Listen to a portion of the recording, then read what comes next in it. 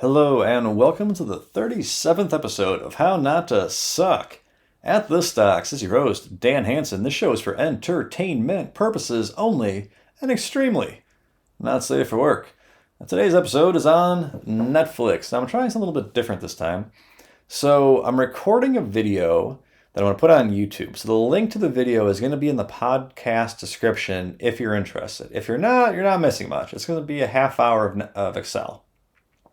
But if you do want to kind of follow along with me as I go through the financial statements, that's where you can find it. So, let's start off the way we always start off. Number one, do I understand the business? Yes, Netflix is a fairly simple business model. They have streaming videos online, and they charge you a monthly subscription to view all of that content. Number two, is the company going to be around in 10 or 20 years?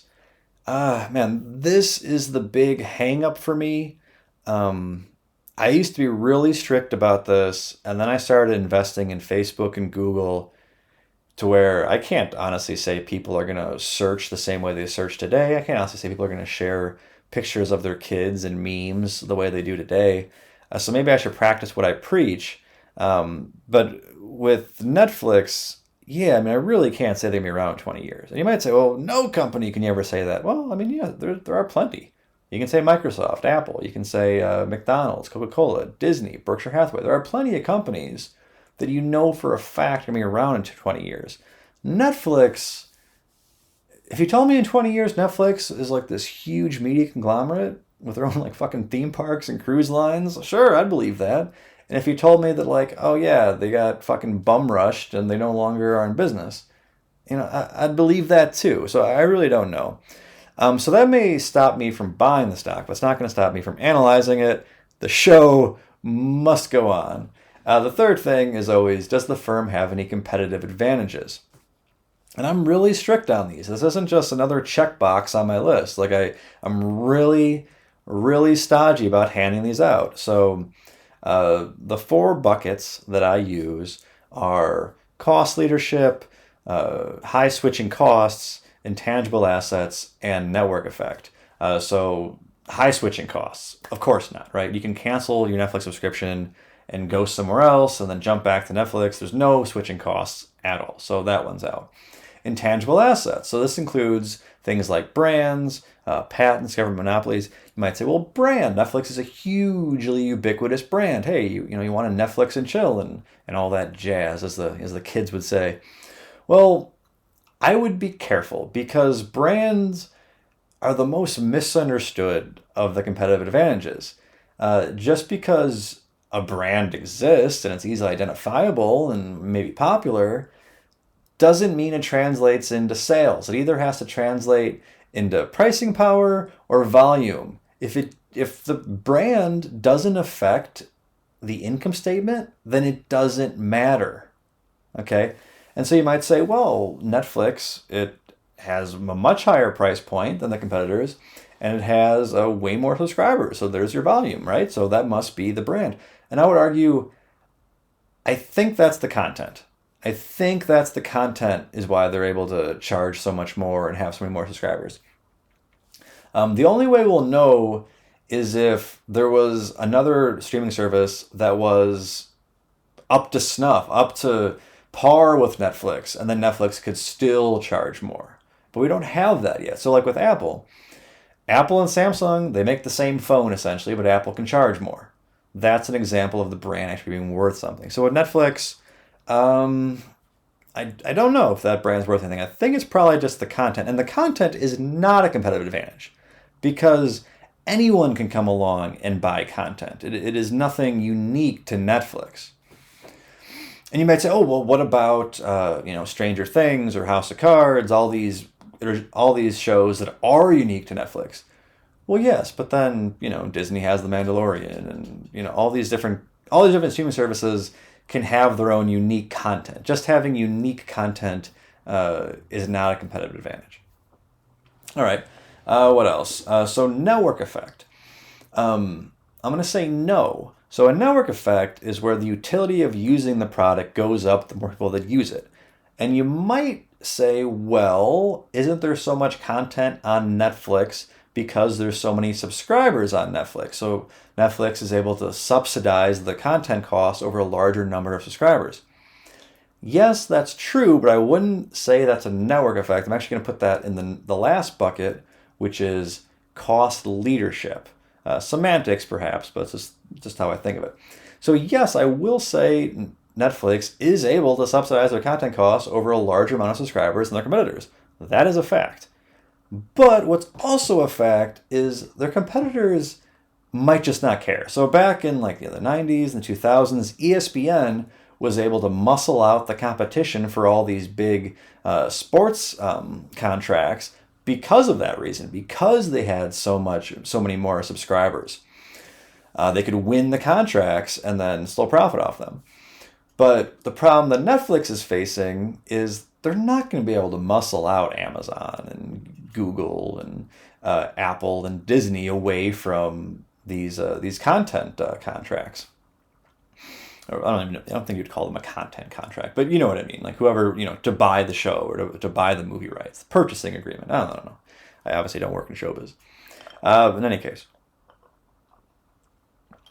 case, let's continue. So I should actually apologize in advance here. This is not, in case you couldn't tell, this is not going to be a very good Netflix analysis. It's really more about the procedure. I really just kind of wanted to show, what do I look for? What are the type of things I look for when I'm reading through a report? What are the different calculations I make as far as the financial statements are concerned? How do I think about forecasting? How do I go about valuation? And Netflix is really more of just the example I'm using. So if you're looking for like some hot stock tip on what to do, buy, sell with Netflix, I have no idea. That's definitely not what this show is intended to do. So, but what I do know is if you want to value a company, you're going to need to be able to forecast the revenues and the costs out into the future. That's how you're going to get your cash flows in which to value the company. In order to be able to forecast the revenues out into the future, you're going to need to be able to know what the drivers of the revenues are.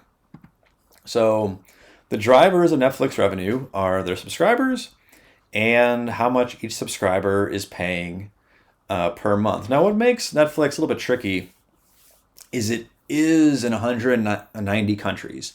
So, well, actually, let's jump to this S-curve here. And if you're not watching on YouTube, you can just kind of visualize an S-curve and you'll do fine. So on the far right of the S-curve is where you're going to find America. So this is a mature market with single-digit slow growth. Fair enough. Okay.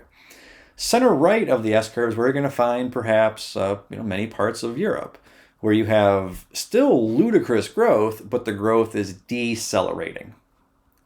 Meanwhile, left of center, this is where you're going to see your emerging markets, places like Africa, Middle East, Asia. They are not in China, Iran, Crimea, which I've always found to be a major Crimea.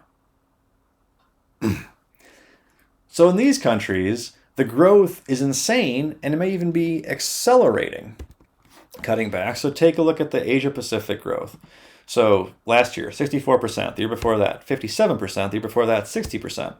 So this kind of growth is unsustainable over the long term. So it has to mature, it has to converge to more in line where America's growth is, 8%. It's just a matter of when. And so it's tricky to forecast. I will get to how I thought about the forecasting, but that's going to be later. Meanwhile, the monthly subscription price, it's going to be highest in your more developed nations. So it actually ranges from $2 a month to $24 a month. If you live in a country where the Netflix subscription is $24 a month, please let me know. Do you live in Luxembourg? Do you live on the moon? Where does it cost 24 USD to watch Netflix?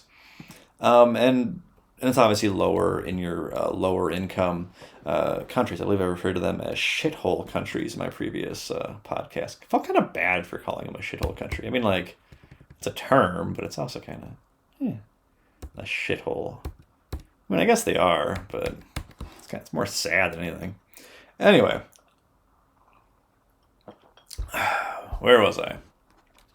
So The final point I want to bring up on this is the weighted average subscription price can actually start to go down at some point as they enter into more and more lower income countries. And it stands to reason that they first go into, America, Canada, France, Germany, all these higher income countries, the low hanging fruit. But then as they start to, they saturate those countries and they start to go into the more lower income countries, it stands to reason that this weighted average could even start to come down. Perhaps not from where it is today, but perhaps down from some future price point. Just something to be aware of. Okay, so costs of revenues. This is super important. So it's their biggest line item under costs, and the most important part of this line item is the amortization of content assets, which we're going to talk a lot about.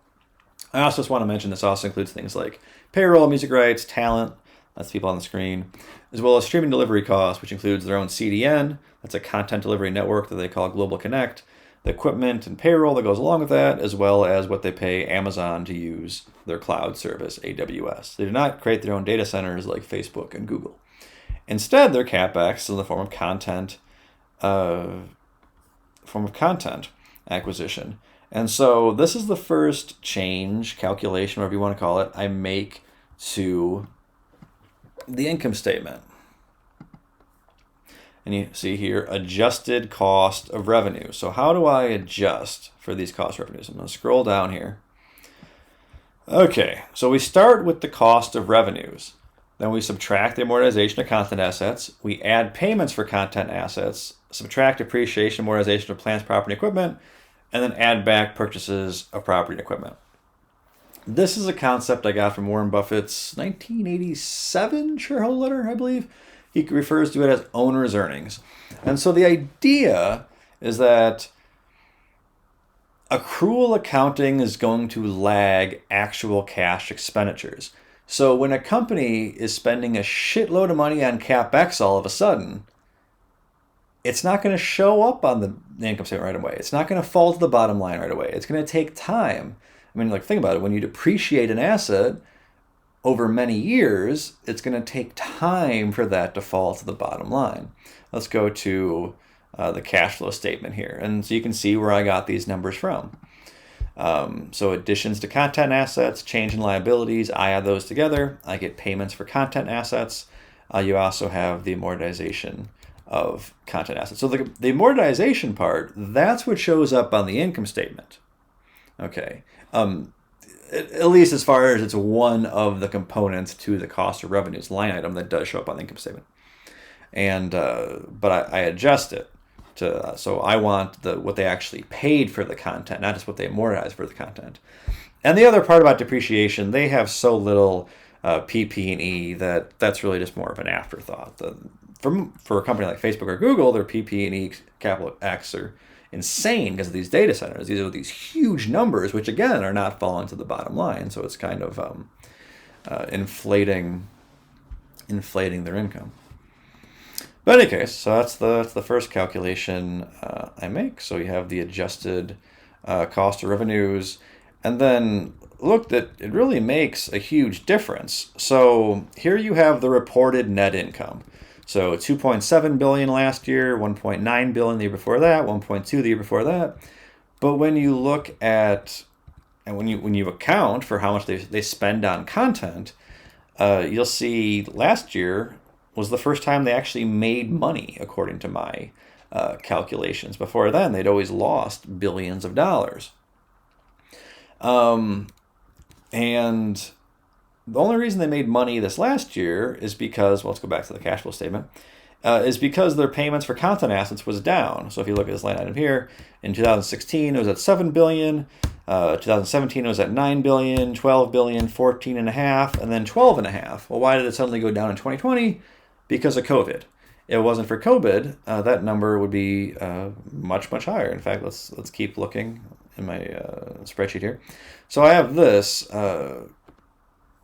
Okay, so payments for content assets per sub. In 2017, I had it about $90 per sub. Then in 2018, it's about 97, 96, and then last year, only 66. So did Netflix decide, oh, we want to save money this year and this is how it's going to be going forward? No, it was a blip in the radar. They had to shut down production of all sorts of TV shows and movies, and that's why you're getting a reprieve, and that's why they finally turned a profit. Again, this is according to my adjusted net income figure. And so this kind of stuff is very important because if you just look up a company in Yahoo Finance, it's not going to tell you that. It's just going to show a PE, and you're going to look at it and go, oh, wow, that PE is really low. I should buy this company. It's like, well, is it really low, or is it just low because the earnings are being goosed? Another example, I think I brought this up previously, but recently Disney had $5 billion just thrown to their bottom line because they were able to write up their Hulu acquisition. And it was just accounting gobbledygook. The company wasn't any more profitable than it was before. In fact, you could argue it was less because they owned more of Hulu than they had previously. But that $5 billion hit the bottom line, and some websites will account for extraordinary items. I'm not like making out the concept of extraordinary items. It's just certain websites won't. And so it's really important to just look at the numbers yourself. Go to the source material. All right, so we're actually going to bounce out of the income statement and go to the balance sheet. So the calculation that I do on the balance sheet, I really just want to figure out the net cash. So, pardon me. What is cash? So I count cash and cash equivalents. I add short-term investments, long-term investments, and then I take out short-term and long-term debt, and I end up with the company's net cash position. In Netflix's case, they actually have a net debt position of $8 billion. I believe their market cap last I checked was $225 billion. So I would just tack on that $8 billion onto the cost. It's like if I bought a condo for $225,000, and as soon as I buy it, I have to pay $8,000 to the HOA because they're going to install, a new roof or whatever. It's the same concept. One concept I do want to discuss, this actually goes back to the income statement. I'm bouncing around quite a bit here, pardon me. So there's another adjustment I make on the income statement. Let's see. I take out interest and other income. So this is mainly composed of things like Forex and interest on cash. I don't care. So for example, last year they lost $660 million just in currency trades. It's like I just don't care. Like that's not something that's going to happen every year. It's probably just going to mostly cancel out to some negligible number. I'm not going to let some huge swing in any given year affect my baseline that I'm going to use to forecast. What else? The interest on this. So this is the interest they have on cash. So I prefer to value cash using more of a balance sheet method than an income statement method. So I want to give you an example. Let's say you have a dildo machine, and there's two ways to value this dildo machine. You can make it produce dildos for you, and you can sell those dildos, and you get cash from the sale of those dildos as an ongoing concern. That's one way. The other way is you could sell the dildo making machine to the pervert down the street and get, that's the dildo machine's liquidation value. Okay. You can do either one, but the trick is you can only do one. You can't do both. If you want to continue to make dildos and sell them for a profit and collect the cash as an ongoing concern, you can't sell it to the pervert down the street. And if you sell it to the pervert down the street, he's going to get the cash flows, not you. So you have to pick and choose. So with the cash, I choose to value it as a balance sheet method, which essentially $1 of cash is worth $1. You can get a little more technical than that, but I think that's good enough for my purposes. So anyway, that's why I back out the interest and other income on the income statement. Okay. Going back to the balance sheet, let's see. Well, one point I want to make is a lot of times you're going to see things like other current assets. I always write a question mark next to that. I'm always looking to see what is in the other. They actually break it down. Trade receivables, which is, for them, it's just money they're going to get in a month anyway because of their business model. Prepaid expenses, and then even more others, just other all the way down. But here, content assets. Here they break down licensed versus produced. So they're moving away from licensed content, which is buying content from third parties, and they're going more towards producing their own. That's good in the long term because licensed content comes up for renewal. Third parties can jack up the price. They can, keep it from you, etc. But with produced content, you get to own it, and there's no, different rights in different countries. You just you have it. But produced content costs more upfront. And I don't know where else I would mention this, but I do actually, I guess I would probably mention it down here. Okay, so this is their content liabilities. You can see most of it is due in less than 1 year. Another point I want to make is their total content liabilities is over 19 billion, but only, I think it was like only 7 billion of this actually shows up on the balance sheet. And another interesting statistic is something like 90% of the amortization cost is within the first 4 years, which makes a lot of sense because TV shows and movies do not have a long product cycle. A TV show can be all the rage and then no one ever fucking thinks of it again just a few years later. I want to adjust this microphone. It's probably going to make a shitty sound. This looks like a phallic penis, just all droopy like that. Let's see. Oh, well, you might say, well, how come I'm not counting content liabilities in with my net cash? Like, isn't that debt? They're obligated to pay that money. How is that any different than a debt obligation? Well, I'm glad you asked, straw man inside my head. The reason is the debt is not necessarily a core part of their business as an ongoing concern, whereas the content is. You'd be concerned if they didn't have any content liabilities. They're a movie company, for Christ's sake. You'd want them to have movies in the pipeline. If I bought a business that sells apple pies, I would want them to have contracts on the books for their supplies. That's a good thing. It's not a bad thing. But this content is really expensive. And let's go back to the income statement here. No, actually, let's not. Let's not get to forecasting just yet. No, we will get to forecasting. Okay, let's get to forecasting. Fine. All right. Boy. So, I'm not proud of what I've done, but I've done something, and I want to walk you through the thought process of how I forecast the number of subscribers for Netflix. So my first thought was, how big can the fishbowl get? So here's the thought process I went through. Let's go to my stats tab. There are 126 million households in America. Why households and not population?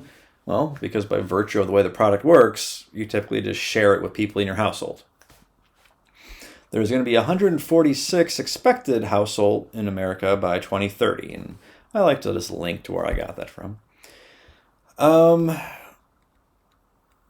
Let's see.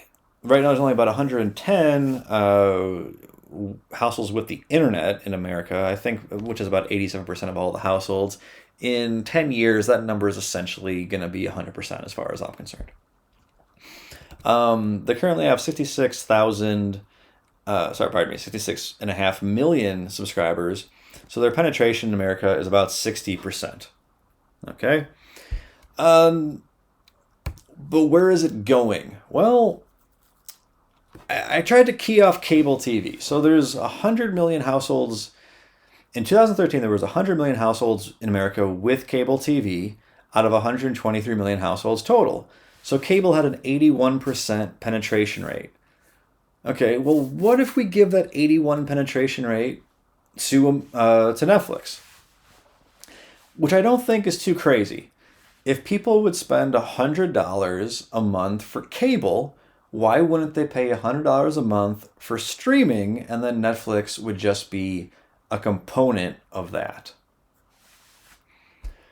So if we do this crazy math, we end up with 119 million domestic subscribers by 2030. My more astute viewers will notice I am forgetting about Canada. I'm not forgetting about Canada. I just don't care.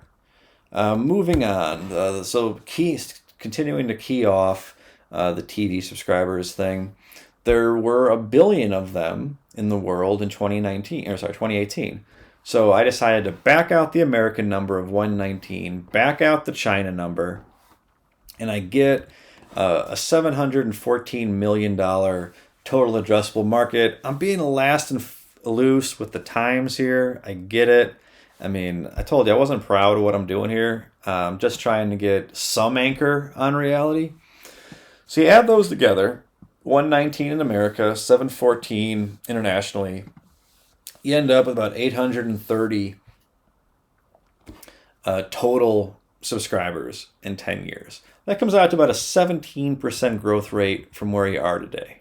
Well, I never did find the CAGR. I'm not going to find it. It's going to be like 16 isn't the CAGR. Maybe 15 is going to be the CAGR. In any case. Okay, so again, I'm not proud. I really just wanted to throw something together for the presentation. If I was really going to invest in the company, I'd spend weeks, months thinking about this and trying to get the forecast. I'd really try to nail down what the best kind of basis for it is. But for the purpose of this presentation, it's just going to have to be good enough. Moving on to the average revenue per subscriber. I'm kind of embarrassed with what I did for this one. I really just pulled 13 out of my ass. I said, and there's really no logic to it at all. I just said if it's anywhere from 2 to 24 today, why don't we just find the average of that and call it 13? Yeah, that's really a bullshit assumption. And which is, that could be higher. I'm actually really bullish on how much people are going to spend for subscriptions. And I'm gonna go through it. I'm already going way long on time, but that's fine. Think about it like this. So we know people already spend $100 a month on cable, at least here in America. Okay. So why wouldn't they spend $100 a month on streaming?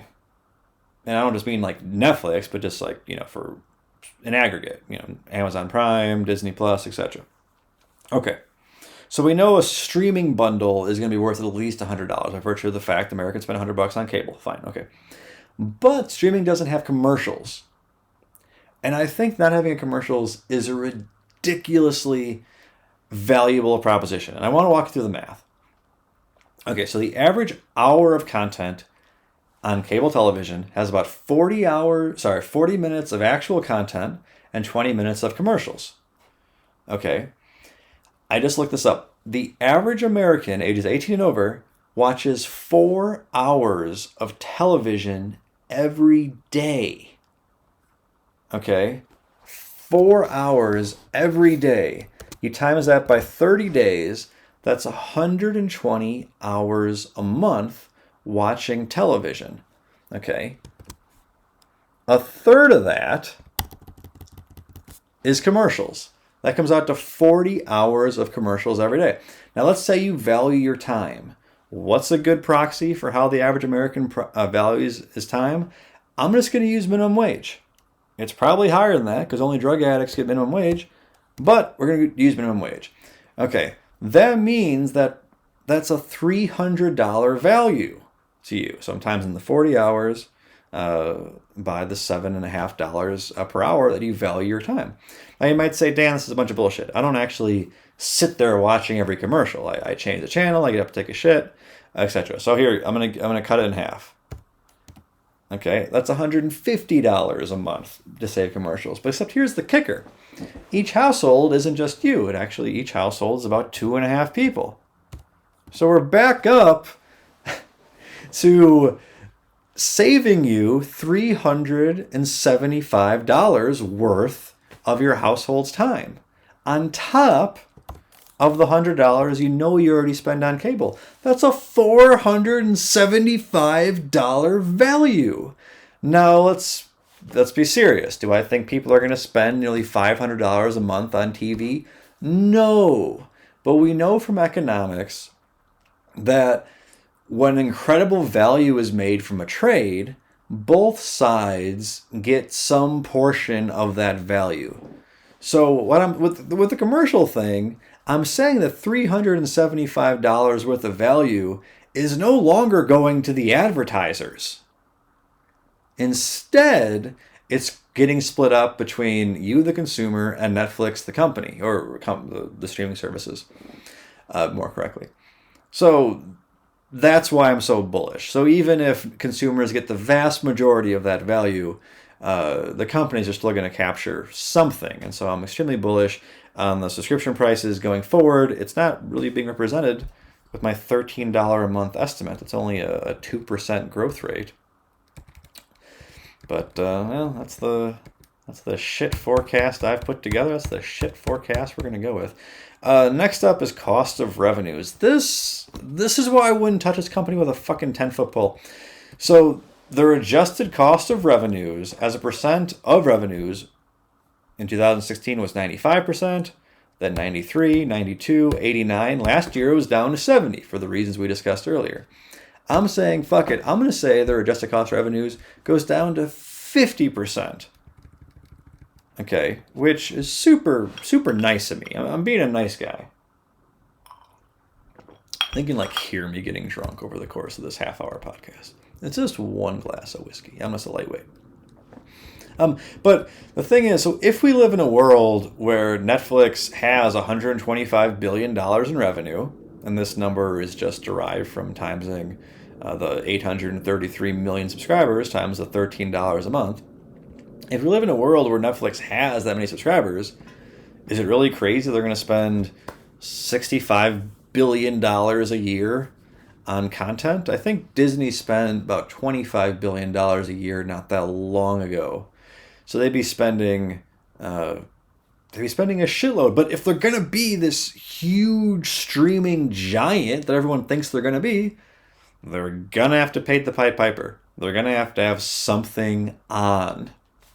And that's why I'd stay away. I would stay away for this reason, because I don't see the operational leverage. I think it's an extremely capital-intensive business. But in any case, let's just keep going. Marketing, you can call all my forecasts naive if you wish. This just shows advertising and payroll goes into it. I meant to do this as a percent of revenues. So looking back at where it's been, I'm going to say, fine, it's going to be 12% of revenues going forward. Super naive. Their tech and development. This one's also going to pop R&D out, so don't be too surprised. It's been 8% historically. I'm going to say it's going to be 8% going forward. Again, just super naive forecast. Interest expense, same thing. It's been about 2%. I'm just going to, 3%, pardon me. I'm going to have it project out 3% going forward. Okay, fine. So anyway, I get my adjusted operating income. Actually, I chose 20% as the effective tax rate. The problem is, they really don't have a long history of paying taxes with a normal income stream. So it's kind of hard to predict where they'd fall, and then taxes are about to change because Biden's going to bump it up from 21 to 28, and whatever, I'm giving them a 20%. This is why I think you should probably do pre-tax calculations, but here we are.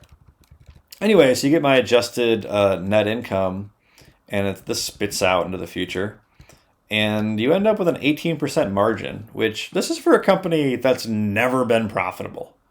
Okay, they've never been profitable, according to my calculations, except for last year when their costs were artificially deflated. So looking at this, so with these assumptions, so based off the $125 billion revenue in 2030, and based off the 18% net profit margin, and giving them a future PE of 40. So I hate terminal values. I think it's a bunch of bullshit. At least exit multiples. I mean, yeah, okay, how do you know what the multiple is going to be in 10 years? You don't, but you can at least figure out what it might be reasonably. So even if it isn't that, you can at least have a 1 foot in reality, as opposed to none with terminal value. So that gives you a future market cap of just under $1 trillion, as opposed to its present one of about 230. and that gives you about a 15% growth rate. Yes, if you could tell me that if I bought Netflix today, I would get a 15% growth rate on my money, of course I would do it. The problem is, if you go back through all my forecasts, like Netflix basically has to take over the world for this to happen. They basically need to just fucking win the streaming wars against people who have a shitload of money and probably aren't under a lot of pressure not to spend a shitload of money. And I don't know.